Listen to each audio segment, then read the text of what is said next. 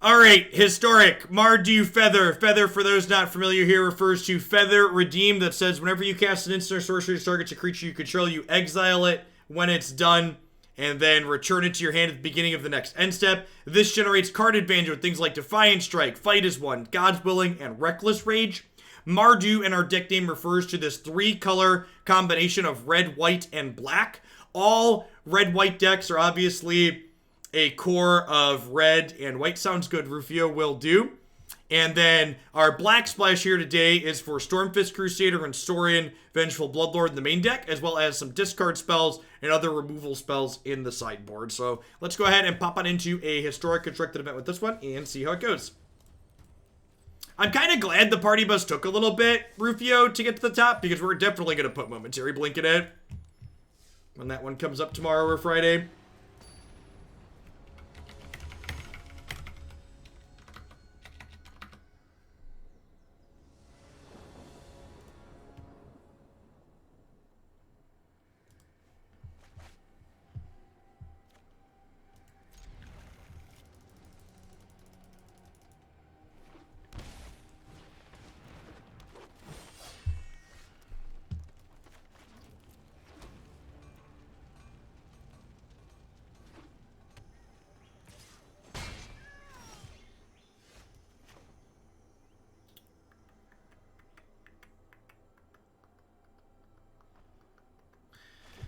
Do I want to play Vanguard or Dreadhorde Arcanist on 2 here? Dreadhorde's more likely to be able to block this profitably. Like, there's a good chance they play a 3 and make this a 2-2.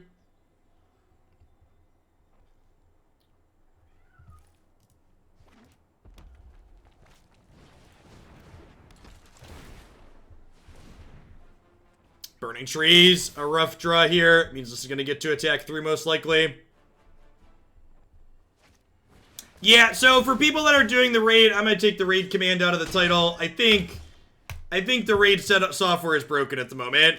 I had Christy just do it on another PC in the house, and I wonder how many people we've missed getting counted now.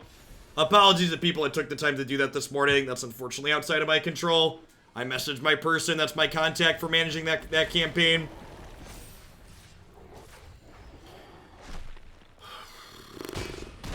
Well, we dying, chat. We dying.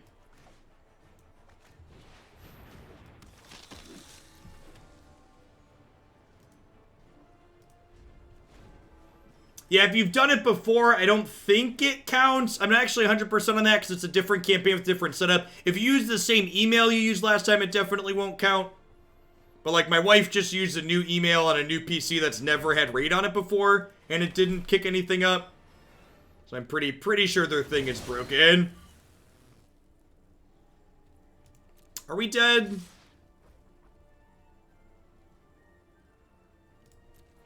We're not quite dead yet, but it's close. If we draw Reckless Rage here, we might be able to pull out of this game. We're gonna go to 1 here.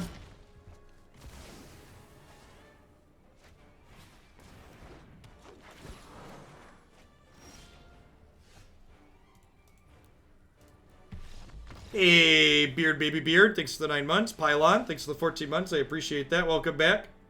For keeping me around.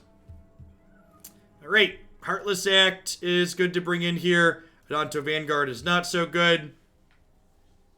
Really excited to get Poleaxe in the open this weekend. Struggling to understand the format where more than one deck is good. Thanks for the entire year of support, Josh. I appreciate it. Welcome back. Quran, thanks for the quarter of a year. Speaking of the open this weekend, by the way, if you're someone that is, I'm going to board out Sorin here against their Questing Beast deck as well. I'm bringing Light of Hope to gain some life and have another cheap card to trigger my things.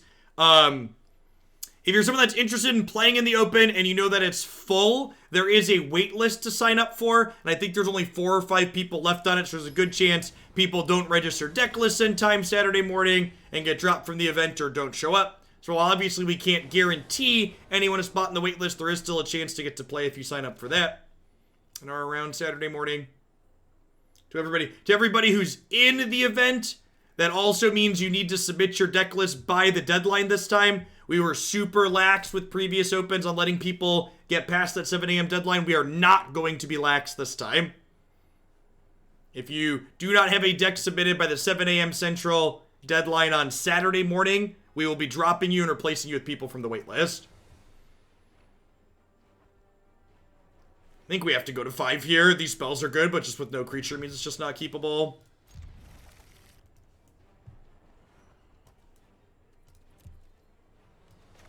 I think the Naya version is better than this one. I would be surprised if this build is better than Naya.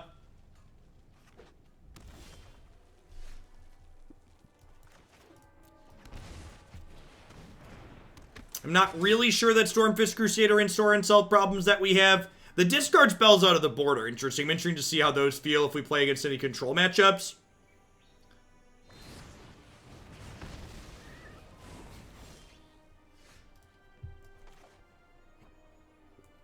I think I'm going to lead on Dreadhorde here.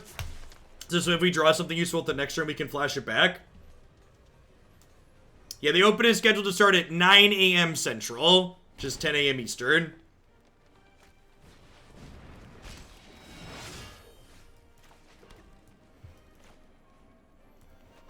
Hey, Rocket Banana, thanks for 13 months. I appreciate that. Welcome back. Thanks for keeping me around.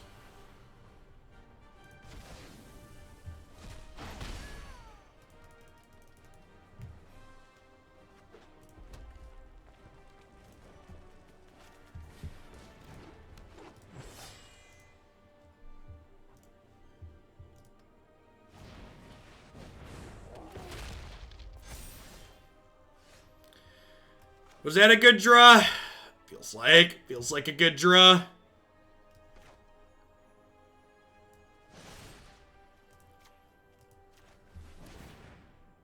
Reckless Rage. Some things die while others feel the pain. Reckless Rage. I elected not to play 10th District Legionnaire there because I want to replay Reckless Rage this turn. On their turn, and I only have 3 red.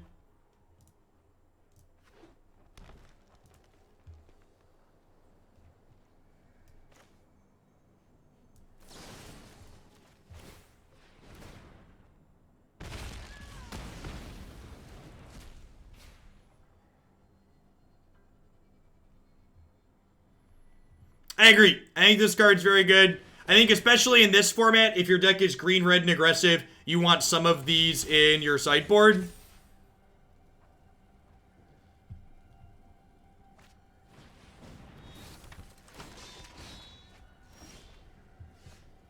Alright, so if the game wasn't over before, it's definitely over now that we drew God's Willing to protect our stuff.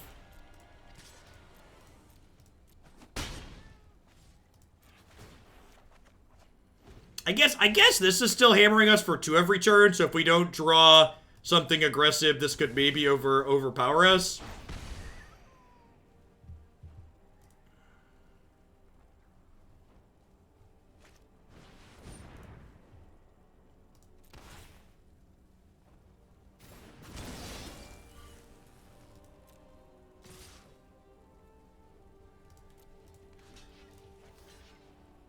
So we'll go block here.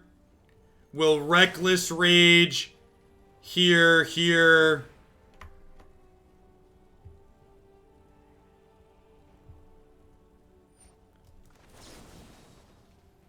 We'll pro-red this.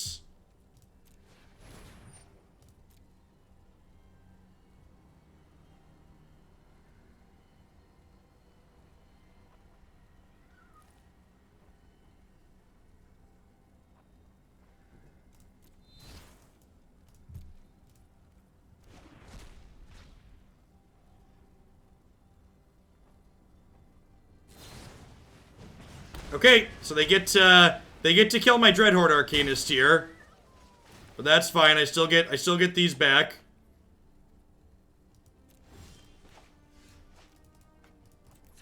I should have just done this at their end of turn, right?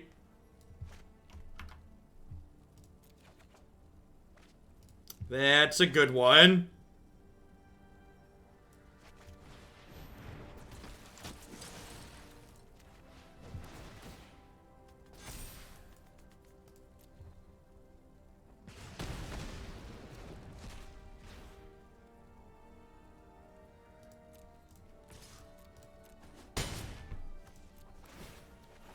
Now the question is, are we going to be able to pump out enough power before this kills us? Could be a real question.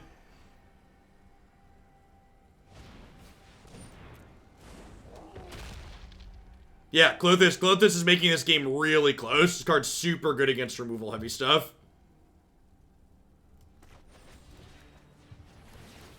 I'm playing this during their main phase here.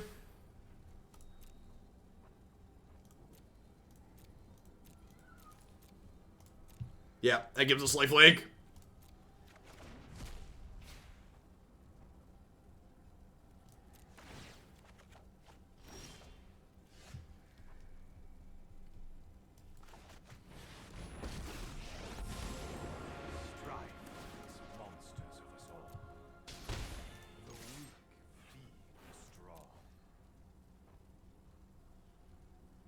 Yeah, it does feel bad not being able to hold up Reckless Rage or God's Willing here, but like Sorin also returns creatures from my graveyard to play. So like if they kill Feather here, Sorin gets back Feather next turn.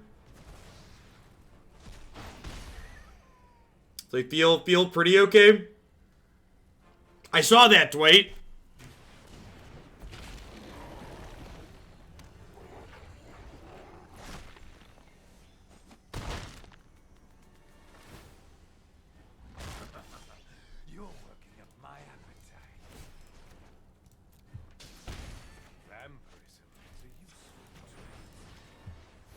Draw some cards.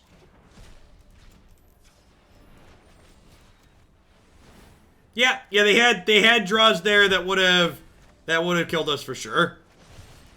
It's not really worth thinking about those though, because we couldn't play around them, so there's really no point. Hey, Vest, thanks for the 10 months. I appreciate that. Welcome back. I believe we're across the finish line now at this point.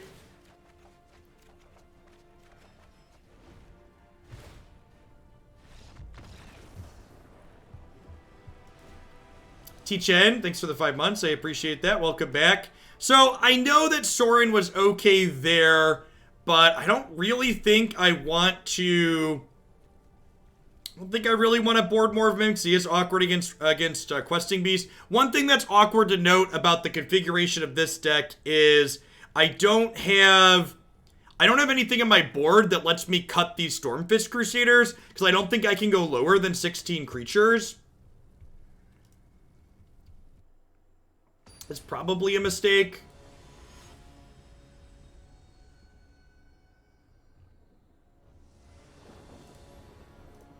Havoc RN, thanks for the quarter of a year. I appreciate that. Welcome back. Blade Tycon, thanks for the 3/4 of a year. Morning, folks.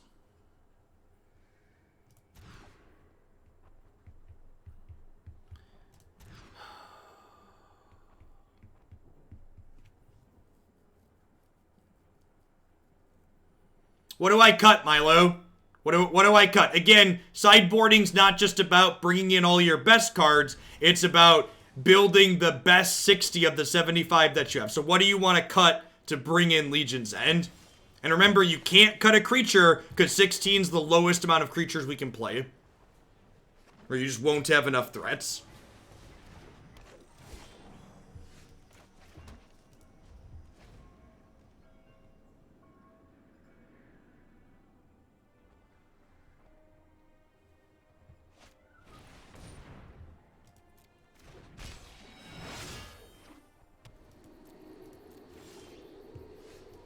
It's a good pickup. I think we just start with this. Now I'm going to start with this, actually. Because getting this out to flashback stuff from my bin right away seems ideal. Nah, I think Sorin's better. For the reason I have one Sorin in my deck, and I think having a way to gain life back is better. Is it possible that Legion's End is better than Heartless Act? No, I disagree with that statement. I think being able to kill Questing Beast is really important.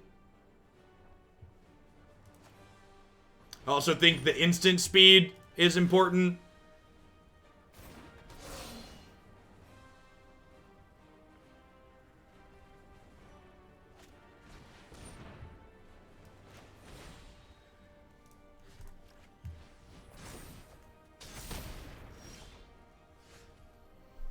Heartless Act looking real bad here in the face of Grawl Spellbreaker, though.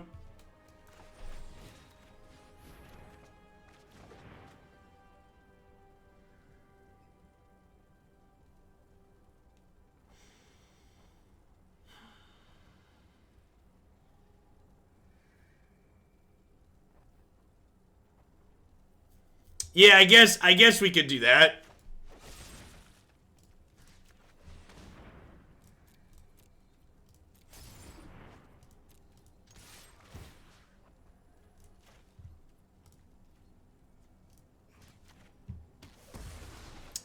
Still not great, right? It's still much worse than just like being able to kill two things here. It's better than them keeping the Spellbreaker, but it's still not great. Feeling pretty far behind at the moment. I guess they could have a bunch of blanks, but they like have another threat here. We don't have a lot of tools left at this point. Yeah, the clicks to action ratio is not great.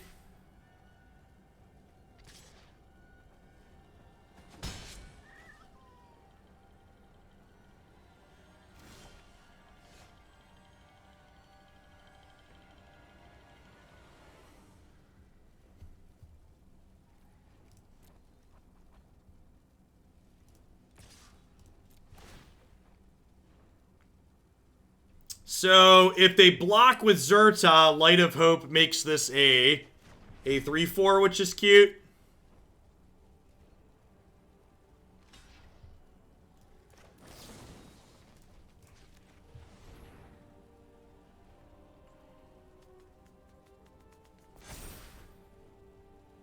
We'll see if they have a stomp to finish this off or not.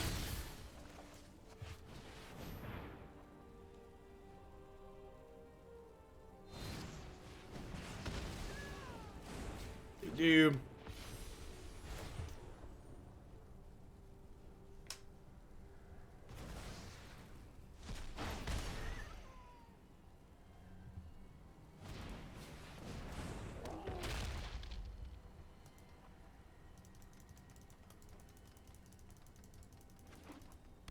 Need a good spell for this ASAP. Being choked on red mana.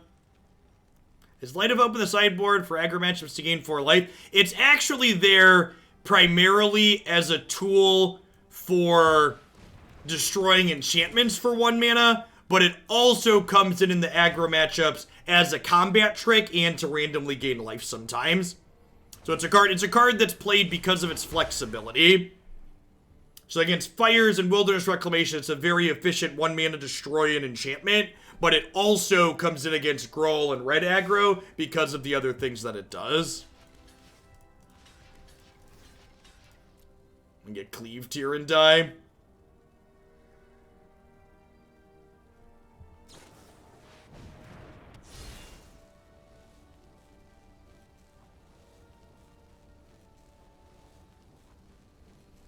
I don't think Dreadhorde Butcher is a very good card in general. I think, like you just identified there, it often just gets bricked walled and doesn't do anything.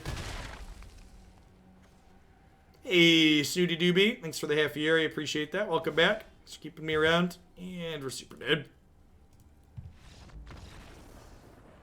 So, really feeling our mana base there. One of the upsides to being in Naya in the Feather archetype is that you get to play Paradise Druid, which helps smooth out your mana. So with the inclusion of Paradise Druid in Naya Feather, you don't feel the third color as much. You don't pick up as much inconsistency with it.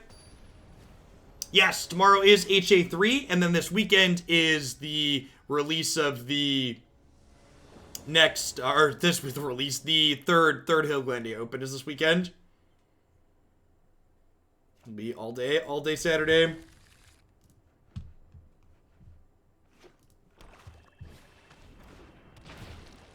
Luris plus Stitcher Supplier here. They played a swamp and milled a swamp, so maybe some kind of mono black brew.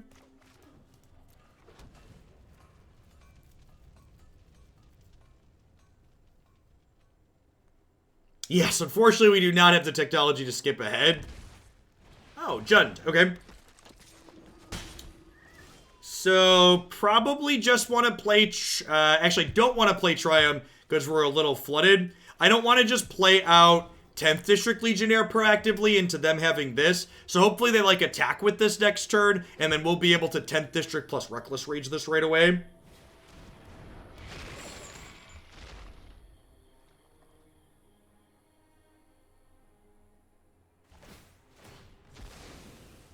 Perfect. So they're going to get some value out of this, but we are going to get to take this out of play next turn, which is good for us.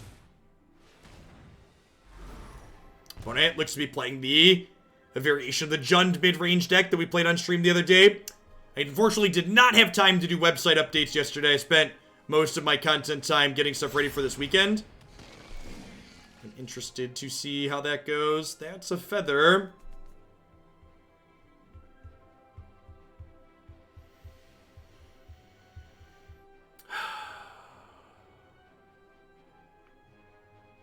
I don't feel like I can just give them a turn here.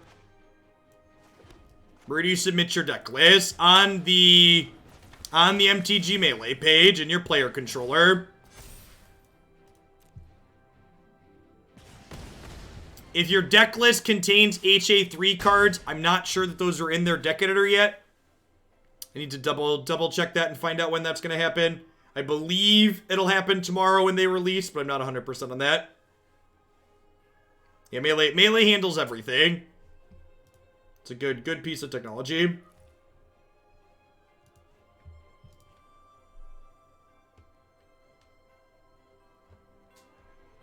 Yeah, the fact that we can have so many people sharing their screens to jump between matches throughout the course of the round is really great.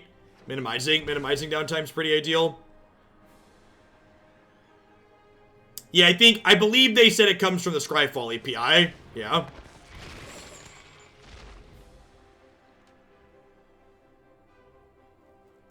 This is really good. So they call the Death Dweller.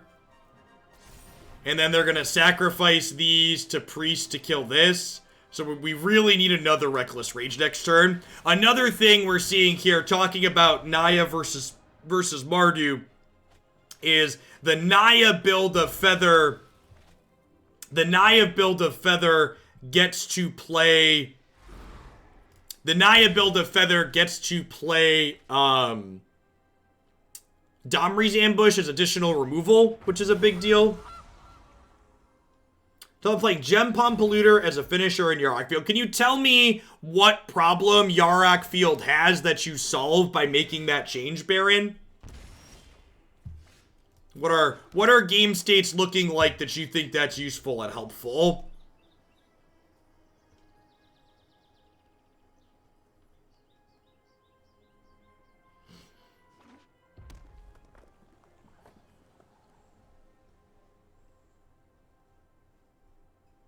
I don't even think it's that good in the mirror.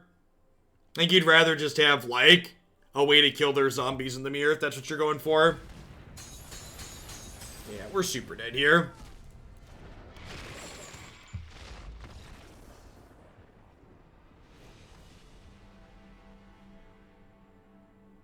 Legion's End is great here. Heartless Act is good.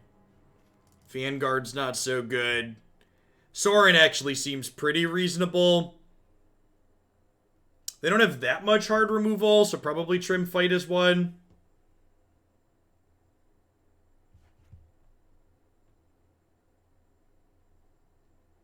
Gem Palm Polluter could be a meme sideboard card against Field of the Dead. Now that's funny.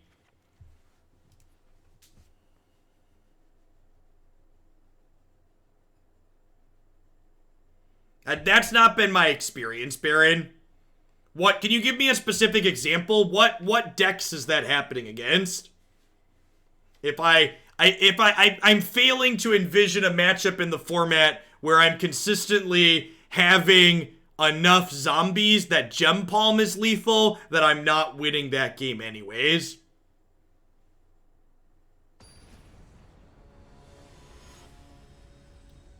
Yeah, Gem Palm is from the Onslaught era tribal cards, which is when they didn't make all the tribal cards, just count your stuff. There's definitely a shift in design philosophy at some point that pivoted away. Or they stopped doing that. I think I bottom this and keep these 2 threats plus the Reckless Rage here.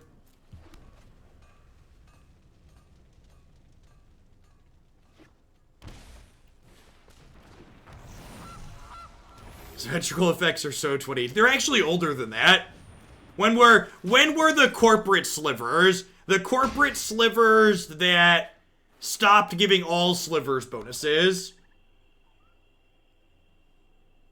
And that's the discussion, right? The discussion is that, like, I look at it, I ask myself the question, what problem does it solve? And the answer is none, in my experience. And it's not solving a problem that I have.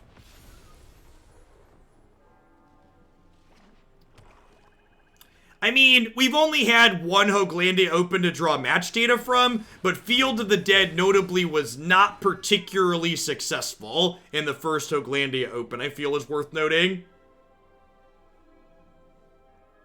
If you look at the highest placing Field of the Dead deck, I think there was like 1 at 5 or 6 match wins. Was not a lot of them. Land draw here is obviously excellent. We get to play Feather and then Reckless Rage now. Some things die while others feel the pain. Reckless Rage. Do do do do do do do do do.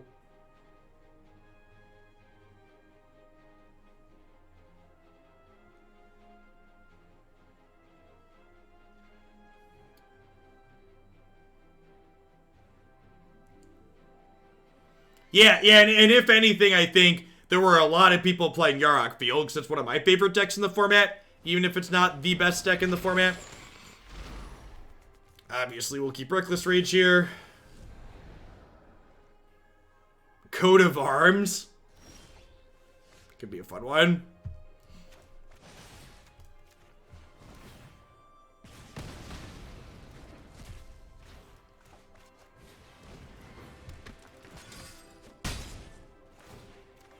You keep Clarion, my wayward son, and I'll keep Summit. Thanks for the 2/3 of a year, Gilded. I appreciate that. Welcome back.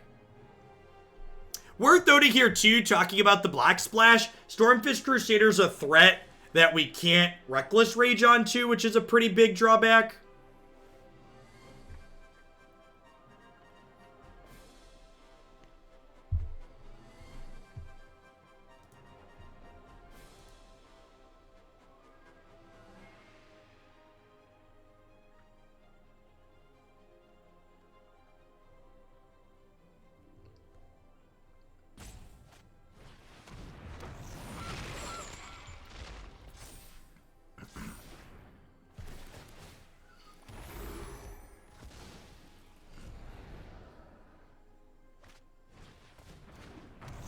Okay.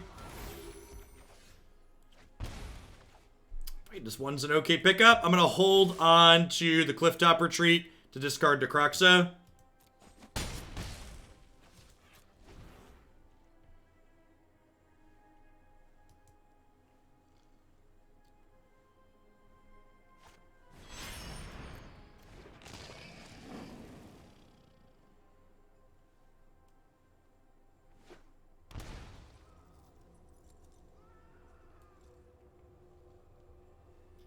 It makes sense to Clifftop Retreat and just fight as one in response to the Croxa. I feel like there's value in them not knowing I have this card, and there's minimal amounts of value in a 5th land.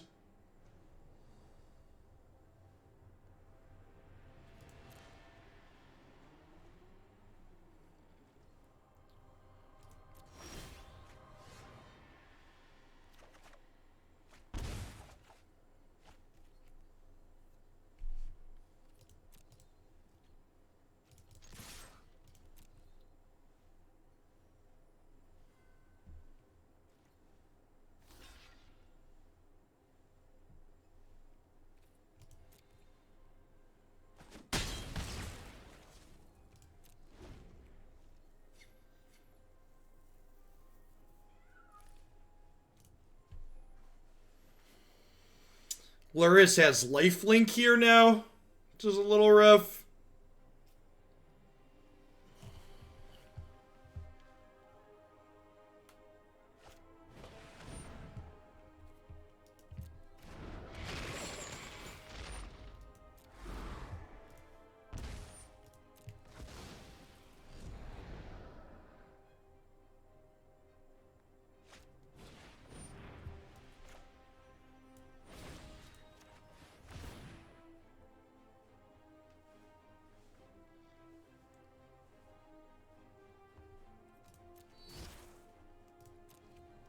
It's a decent one.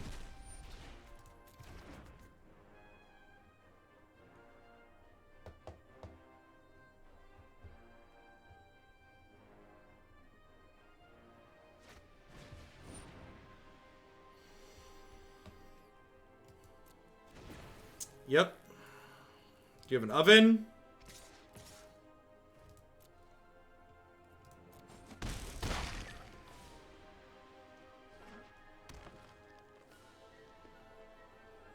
Okay, so they're at a virtual 10.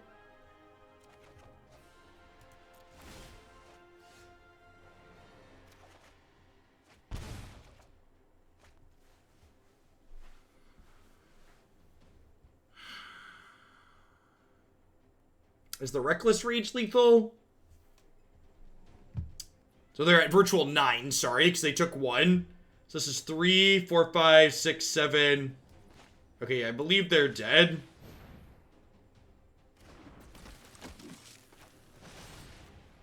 Assuming they have nothing, they should be dead here.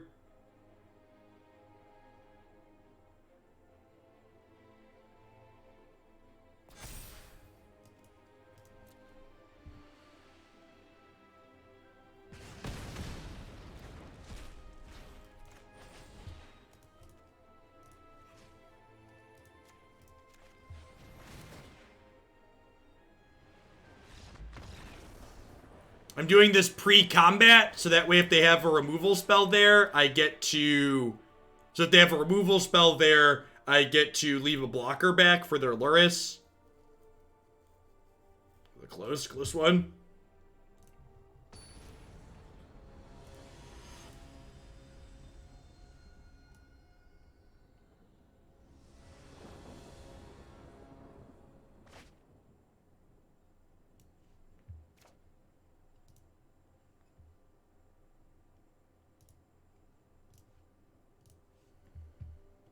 Easy mulligan with no threat. This hand's very good. Hey, J-Man. Oh, let's keep our extra white source here, huh?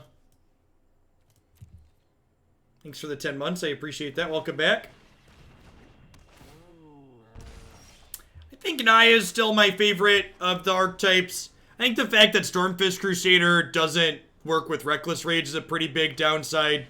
I think not having the fixing from Paradise Druid is a pretty big letdown. Both Domri's Ambush and Seasons of Growth are very good. They weren't dead on board, Scissor. Oh, you're right, because they'd have to eat the food, right? So I attack, they eat the food, and then I kill them? You're right. Yeah, you're right. In my head, I was just counting them as being at 9, but you're right, they would have to actually act to eat a food. Yeah, Spellbreaker is also good. Stopping Settle. Having more haste threats against Teferi is good as well. Big agree.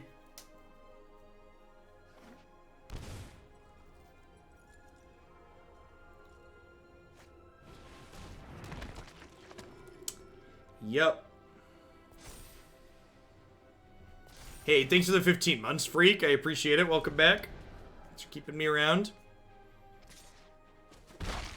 This thing's got Death Touch now. I think I just have to jam Feather here and hope for the best. They have a removal spell. We're basically dead.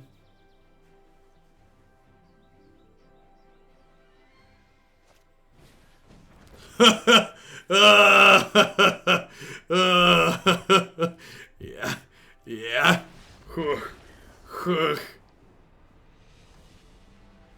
Alright.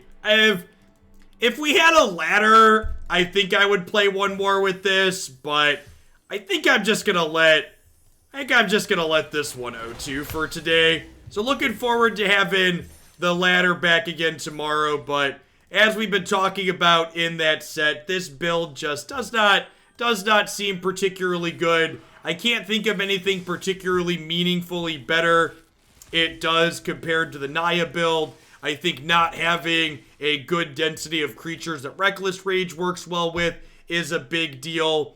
I think losing haste threats and less Spellbreakers is a big deal. The biggest upside it has is we don't currently have a Naya Triome. The Naya build would kill for a Naya Triome, but we just We just don't have that right now, so...